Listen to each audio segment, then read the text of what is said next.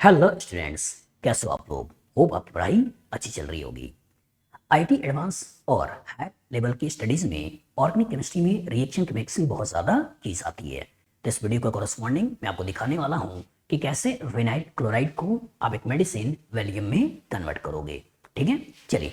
और इसके कॉरस्पॉन्डिंग जो कॉन्सेप्ट्स होंगे उस कॉन्सेप्ट को भी प्रॉपर तरीके से डिस्कस करेंगे, जिससे आपका कॉन्फिडेंस लेवल बढ़े और रिएक्शन मिक्सिंग आपको सही तरीके से समझ में आए। ठीक है, चलिए एनालाइज करते हैं। अगर आप ध्यान से देखो तो यहाँ पे जो सबस्ट्रेट है वो सबस्ट्रेट आपका है विनाइल क्लोराइड। सबस्ट्रेट क्या है? Vinyl chloride. और इस विनाइल क्लोराइड से हमें एक बड़ा मॉलिक्यूल बनाना है। तो सबसे पहले बच्चा डर जाएगा कि यार इतना बड़ा मॉलिक्यूल है, कैसे बनाएंगे। लेकिन सोचिएगा, ध्यान से देखिएगा, इसके अंदर है क्या क्या। इसके अंदर बेंजीन का स्केलेटन दिखाई दे रहा है। तो इसको तो बेंजीन का स्केलेटन दिखाई दे रहा है, तो कहीं ना कहीं बेंजीन को हमको बनाना होगा। बस में आगे इसको थोड़ा सा और देखें तो इसका मतलब यहाँ पे एक अमाइड लिंकेज है। दैट मीन्स इसको अगर तोड़ा जाए तो यहाँ OH और यहाँ H ऐसे कुछ दिखाई देने वाला है। यहाँ इमाइड लिंकेज है तो दैट मीन्स यहाँ पे ऑक्सीजन और यहाँ H और ये H ऐसे टूटने वाला है। तो इसके कॉरस्पॉन्डिंग कुछ ऐसा सोचना है कि PH COPH और इधर NHCH3 और इधर यहाँ पर Cl ऐसे कुछ आ जाए।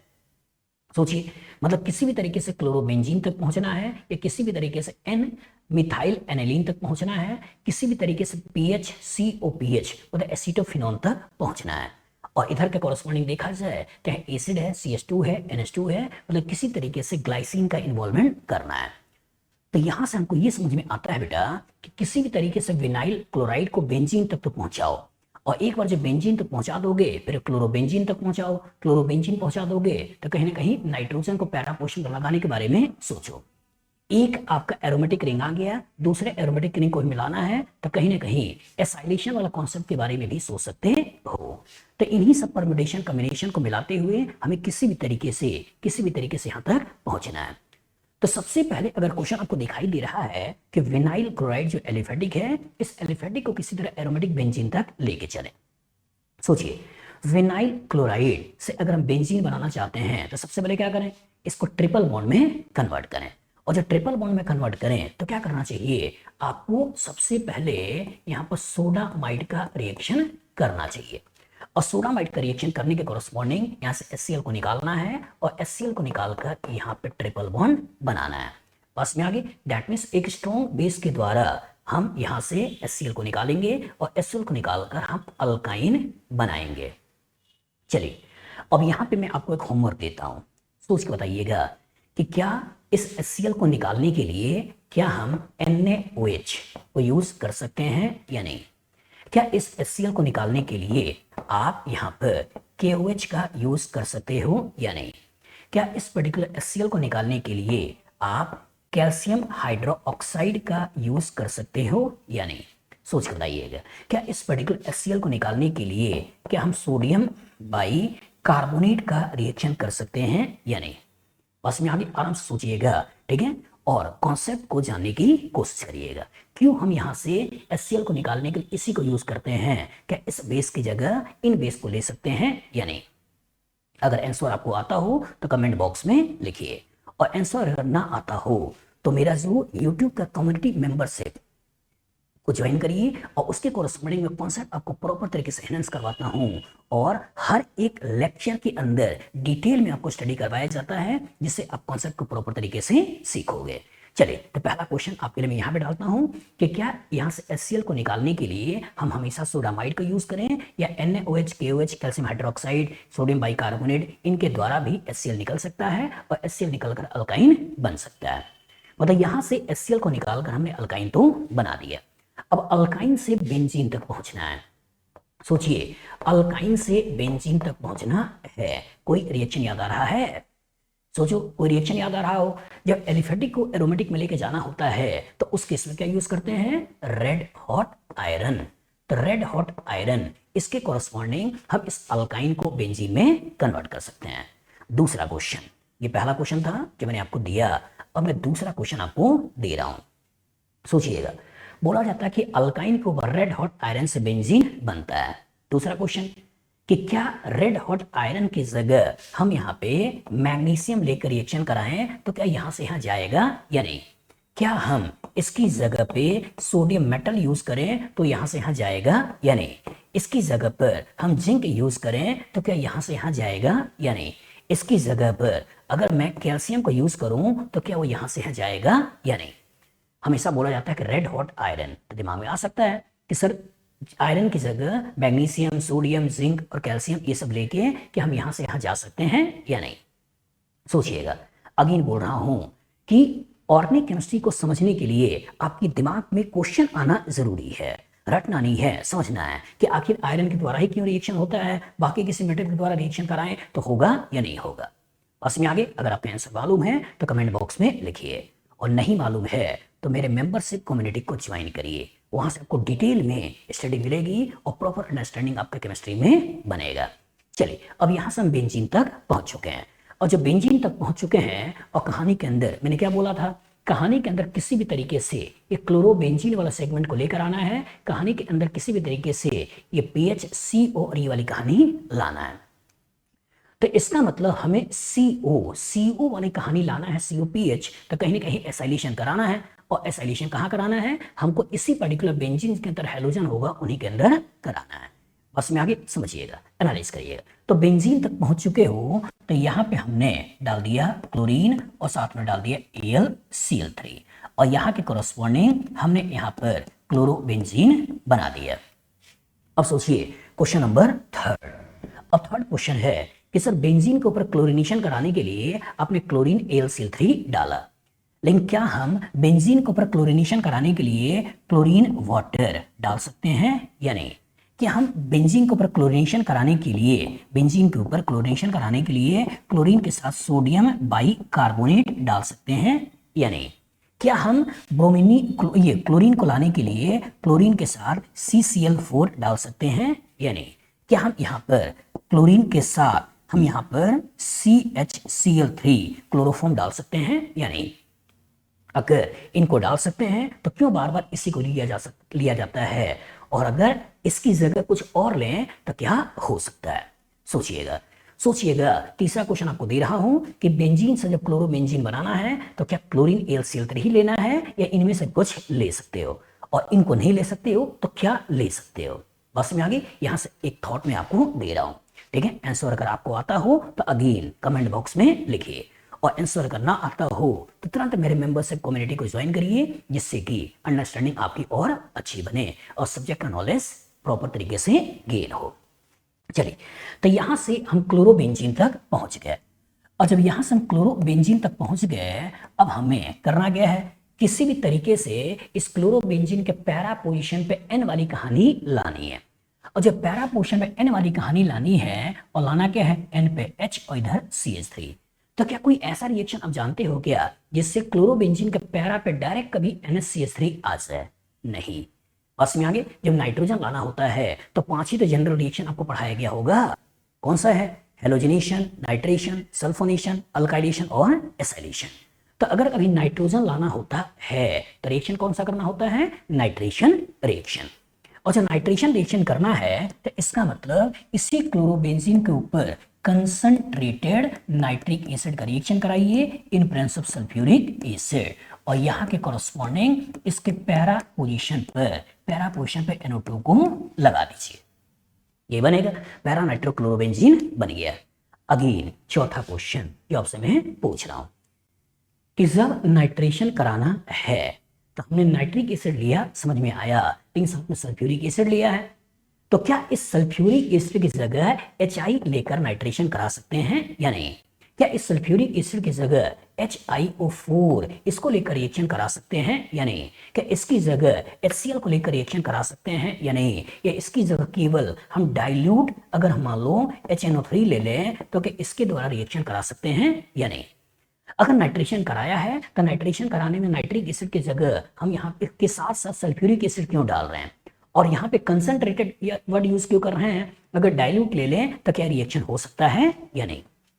अगर आंसर आता है तो कमेंट बॉक्स में लिखिए, और अगर आंसर नहीं आता है तो तुरंत मेरे मेंबरशिप कम्युनिटी को ज्वाइन करिए और कॉन्सेप्ट को बनाइए।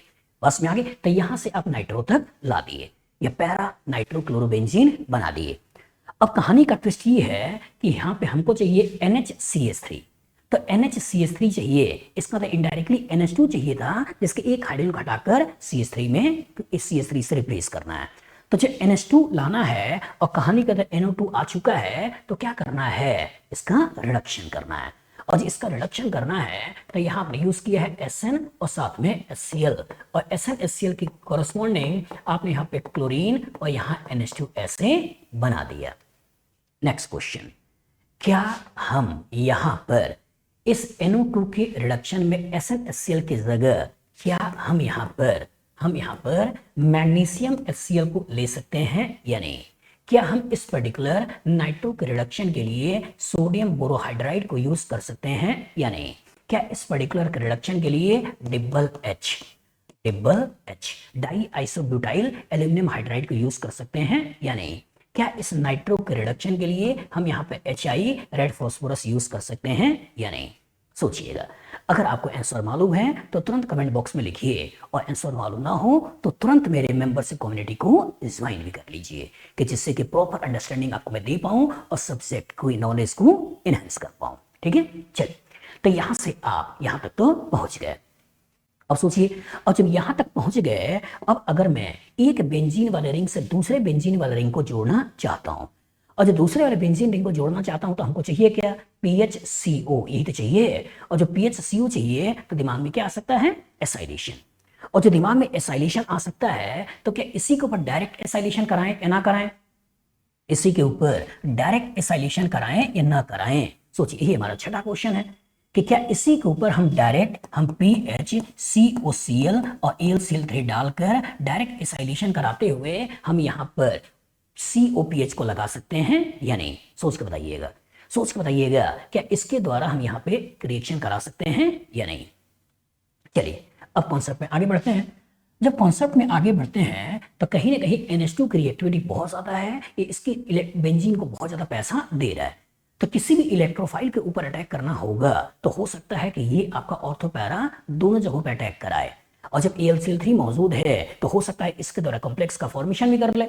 तो दैट मीन्स कॉम्प्लेक्स फॉर्मेशन होने की संभावना भी है, और साथ साथ ऑर्थोपैरा पे एट ए टाइम रिएक्शन होने की संभावना है। तो सबसे पहले करना क्या होगा, इसकी रिएक्टिविटी कम करनी होगी। और जब इसकी रिएक्टिविटी कम करनी होगी तो रिएक्टिविटी कम करने के लिए क्या करते हैं, रिएक्टिविटी कम करने के लिए हम एसिटिक एनहाइड्राइड का रिएक्शन कराएंगे, और एसिटिक एनहाइड्राइड का रिएक्शन कराएंगे तो इसके ऊपर अटैक करेगा, वो उनको तोड़ेगा, और इसके कोरस्पॉन्डिंग हमें जो मिलने वाला है वो यहाँ पे Cl, यहाँ हो गया NH, ये हो गया CO, और ये हो गया CH3, ये बनेगा। नेक्स्ट क्वेश्चन दिमाग में अच्छी तरह से बैठाइए। नेक्स्ट क्वेश्चन सोचिएगा, जब इसकी रिएक्टिविटी कम करनी थी तो हमने एसिड एनहाइड्राइड क्यों लिया? क्या इसकी जगह हम एसिटिक एसिड लेकर इसकी रिएक्टिविटी कम कर सकते हैं या नहीं? क्या इसकी जगह पर हम एसिटाल्डिहाइड लेकर इसकी रिएक्टिविटी कम कर सकते हैं या नहीं? इसकी जगह क्या हम आपका एसीटोन लेकर इसकी रिएक्टिविटी कम कर सकते हैं या नहीं? क्या इसकी जगह अमाइड लेकर इसकी रिएक्टिविटी कम कर सकते हैं या नहीं? सोचिए, अगर आंसर आपको मालूम है तो कमेंट बॉक्स में लिखिए, और अगर आंसर आपको मालूम नहीं है तो तुरंत मेरे मेंबरशिप कम्युनिटी को ज्वाइन करिए और उसके कॉरस्पॉन्डिंग कॉन्सेप्ट को इनहेंस करिए। मेरा दावा है कि अगर आप मेरे प्रॉपर तरीके से लेक्चर को देख लेते हो, सिस्टमेटिक तरीके से लेक्चर को देख लेते हो, तो मान के चलिए आपकी केमिस्ट्री प्रॉपर तरीके से इनहेंस हो जाती है। ठीक है, चलिए, तो पहले हमने इसकी रिएक्टिविटी कम किया, और जो रिएक्टिविटी कम किया, अब उसके बाद हम क्या कर रहे हैं, PHCOCl और AlCl3 एसाइलेशन करा रहे हैं। अब डायरेक्टिंग नेचर कि ये डिसाइड करेगा कि आने वाला इलेक्ट्रोफाइल कहां आएगा, ये डिसाइड करेगा कि आने वाला इलेक्ट्रोफाइल कहां आएगा। कौन डिसाइड करेगा, NHCOCH3 या Cl? कौन सा, NHCOCH3। एक प्लस M से इलेक्ट्रॉन डोनेट कर रहा है, एक माइनस I से इलेक्ट्रॉन खींच रहा है, तो एक प्लस M से डोनेशन वाला है, माइनस I से इलेक्ट्रॉन विड्रॉल वाला है, तो प्लस M डिसाइड करता है कि आने वाला इलेक्ट्रोफाइल कहां आएगा। और जब प्लस M डिसाइड करता है कि आने वाला इलेक्ट्रोफाइल कहां आएगा, तो इसी के ऑर्थो पोजीशन पर हमने इलेक्ट्रोफाइल को लगा दिया, और इसी के ऑर्थो पोजीशन पर इलेक्ट्रोफाइल को लगा दिया तो हमें जो मिला, क्या मिला, Cl, यहाँ क्या मिला, NH, यहाँ पे ऐसे में लिख दूं COCH3, और यहाँ पे हो गया आपका CO, और ये बन गया PH। यही तो बना, यहाँ सबको ये मिल गया। अब नया क्वेश्चन, सातवां, आठवां, सोच के बताइएगा कि जब इस पर्टिकुलर की मौजूदगी में जब इसका रिएक्शन कराया और इलेक्ट्रोफाइल यहाँ आया तो क्या इस केस में इस Cl का कोई रोल है या नहीं है? ये Cl क्या कर रहा है? क्या ये माइनस आई का काम कर रहा है या प्लस एम का काम कर रहा है? ठीक है, आपको सोच के बताना है कि माइनस आई के ये माइनस आई देखा जाए, इसका प्लस एम देखा जाए। इलेक्ट्रोफाइल जब आने वाला है तो आने वाले समय के लिए उस पर्टिकुलर मोमेंट पे इस Cl का इफेक्ट कौन सा होगा?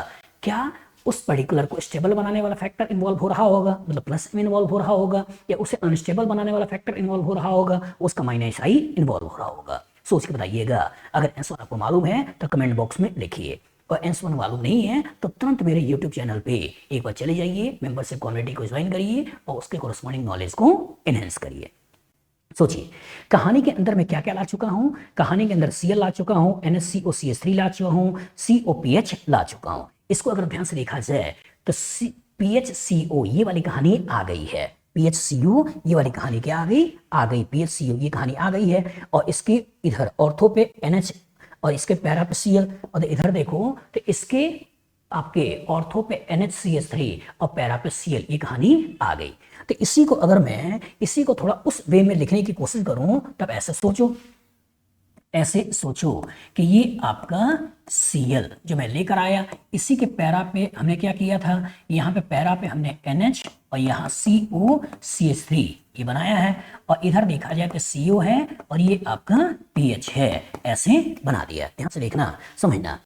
PHCO, इसी PHCO को हमने ऐसे लिख दिया PHCO, और PHCO के बाद हमने क्या किया है, इसी के इधर जो बेंजीन आपने लगाया है इसका मेटा पे Cl है, ऑर्थो पे NaCO3 है, तो इसी के मेटा पे Cl है और ऑर्थो पे NaCO3 है।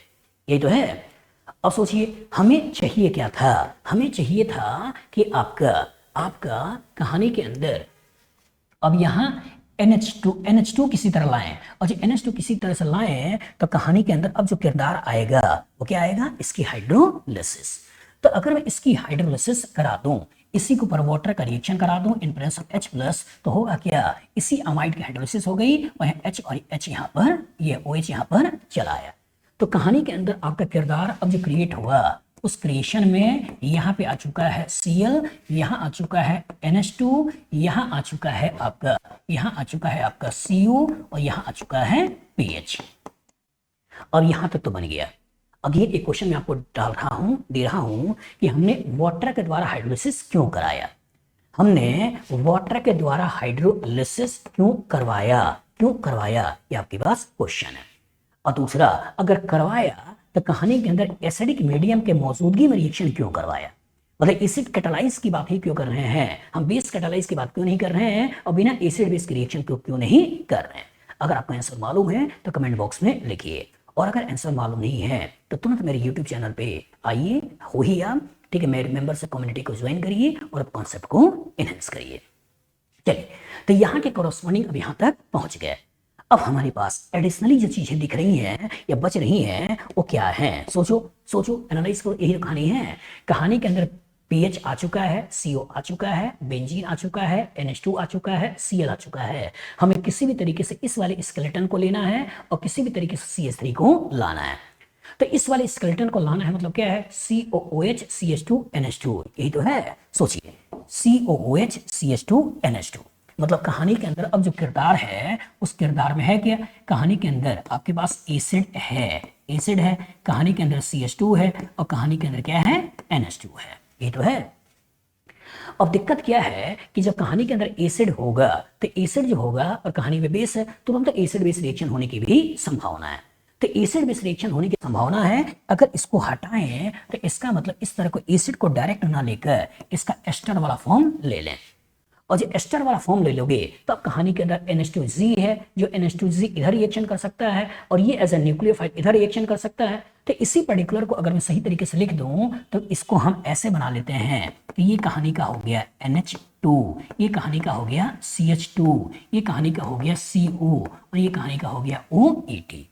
तो यहां से एक अल्कोहल निकल गया और यहां से एक वाटर निकल गया। और जब यहां से एक अल्कोहल निकल गया, यहां से एक वाटर निकल गया, तो इसके कॉरस्पॉन्डिंग अब जो बना उसको ध्यान से देखना, समझना। इस बेंजीन में कोई अंतर है नहीं, तो इसे अपने पहले बना दिया, इस Cl को ऐसे बना दिया। यहाँ आपका NH था, ये NH ऐसे भी बना दिया।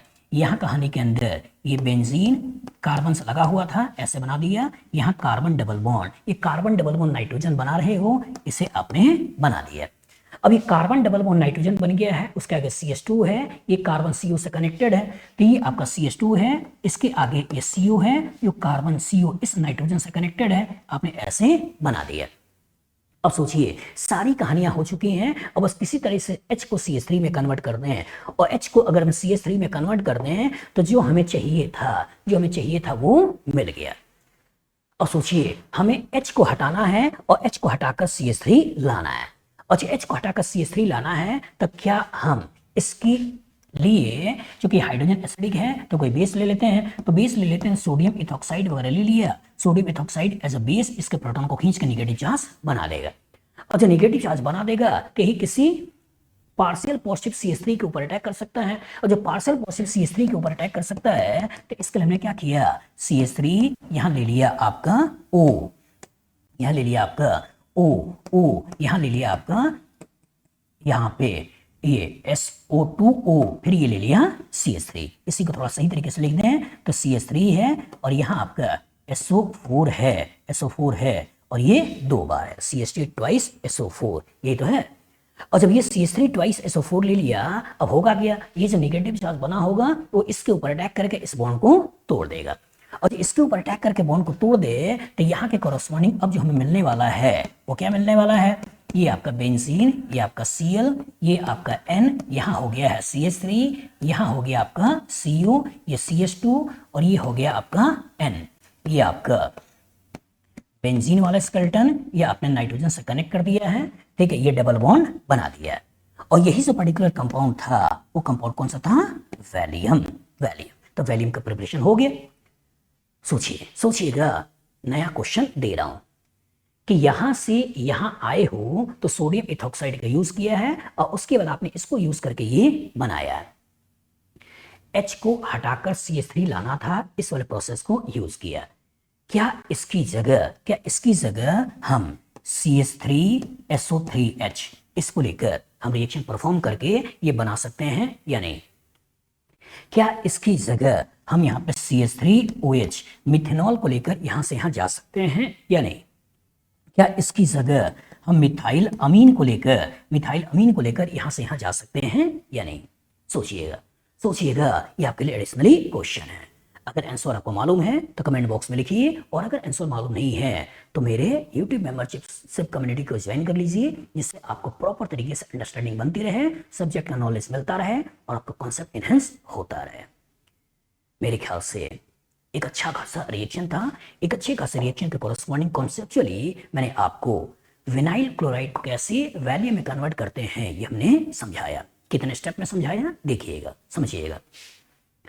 एक स्टेप विनाइल क्लोराइड के कॉरस्पॉन्डिंग अल्काइन, मतलब पहला एलिमिनेशन रिएक्शन का कॉरस्पॉन्डिंग समझाया। मान लेते हैं कि ये फर्स्ट कंपाउंड है। फिर उसके बाद रेड हॉट आयरन से बेंजीन बनाया, ये हमारा सेकेंड स्टेप है। फिर बेंजीन से क्लोरोबेंजीन बनाया, ये हमारा थर्ड स्टेप है। क्लोरोबेंजीन से नाइट्रेशन कराया, ये हमारा फोर्थ स्टेप है। फिर उसके बाद NH2 में कन्वर्ट किया, ये हमारा फिफ्थ स्टेप है। फिर इसके बाद इसकी रिएक्टिविटी कम की, इसकी हमारा सिक्स्थ स्टेप है। इसके बाद हमने इसको एसाइलेशन कराया, ये हमारा सेवेंथ स्टेप है। सेवेंथ स्टेप कराने के बाद फिर हमने क्या किया है कि ये जो पर्टिकुलर कंपाउंड बना है इसको हाइड्रोलिसिस किया है, ये हमारा एट्थ स्टेप है। इसके बाद इसके ऊपर रिएक्शन किया है, रिएक्शन करके नाइन्थ स्टेप है, और इसके ऊपर सोडियम इथॉक्साइड और इसका यूज करते हुए हमने वैलियम बनाया, ये हमारा 10वां स्टेप है। तो 10 का दम, तो जो मेरी ऑर्गेनिक केमिस्ट्री की बुक है 10 का दम, उसी 10 के दम के क्वेश्चन में से एक क्वेश्चन मैंने यहाँ पर आपको दिया है। तो 10 का दम बुक यूट्यूब के अलावा आप चाहे तो हार्ड कॉपी के रूप में आप अमेजन पे मेरी बुक है अवेलेबल है, वहां से भी ले सकते हो, और इस तरह के बहुत सारे परम्यूटेशन कॉम्बिनेशन के क्वेश्चंस आप पैरेलली लगा सकते हो। यूट्यूब पे लेक्चर्स मैं अपलोड करता रहूँगा, आपका कॉन्सेप्ट को इन्हेंस कराता रहूँगा, लेकिन पैरेलली आप चाहे तो इन क्वेश्चंस को लगाइए और अपने नॉलेज लेवल को इन्हेंस करिए। अगर आप यहाँ तक आ चुके हो मतलब आप रियल में ऑर्गेनिक केमिस्ट्री सीखना चाहते हो, या तो आप एडवांस या हायर लेवल की अच्छी स्टडी कर रहे होंगे, या तो आप किसी कोचिंग या स्कूल्स में पढ़ाने वाले टीचर्स होंगे। तो टीचर्स के लिए स्पेसिफिक मैं एक ग्रुप बना रहा हूँ और उनको मैं लाइव क्लासेस ले रहा हूँ, और उनके जितने भी डिस्कशंस वगैरह हैं, क्वेश्चंस वगैरह हैं जो ऑर्गेनिक केमिस्ट्री में उनको परेशान करते हैं या जानना चाहते हैं कि इसका क्या सॉल्यूशन होगा, वो चाहे तो मेरे मेंबरशिप कम्युनिटी के अलावा मेरे व्हाट्सएप ग्रुप से भी मेरे से जुड़ सकते हैं, ठीक है। और उनसे मैं कुछ चार्जेस लूँगा, लेकिन उनको मैं प्रॉपर तरीके से अंडरस्टैंडिंग दूंगा। और ये वीक में 2 क्लासेस मेरी होती हैं, ठीक है। उन्हीं 2 क्लासेस के कॉरस्पॉन्डिंग जितने भी टीचर्स हैं अपने क्वेश्चन को रेज करते हैं, ठीक है। हम आपस में डिस्कस करते हैं और उन डिस्कशन से एक अच्छे रिजल्ट तक पहुंचते हैं, और जितने भी परम्यूटेशन कॉम्बिनेशन जो इधर उधर फैले हुए हैं अच्छे बुरे, वो सारे कहीं ना कहीं हम लोग डिस्कस करके उन गलतियों को हटाते हैं और सबके नॉलेज को इनहेंस करते हैं, ठीक है। तो जो टीचर्स हैं अगर जुड़ना चाहते हैं तो मेरे व्हाट्सअप नंबर 9122057123 इस पर कॉन्टैक्ट कर सकते हैं, ठीक है। और बाकी लोग नॉलेज एनहांस करिए, सब्जेक्ट को इम्प्रूव करिए और ऑर्गेनिक आसान बनाइए, जुड़े रहिए और मेंबर्स ऑफ कम्युनिटी को जरूर ज्वाइन करिए। Good luck, good day.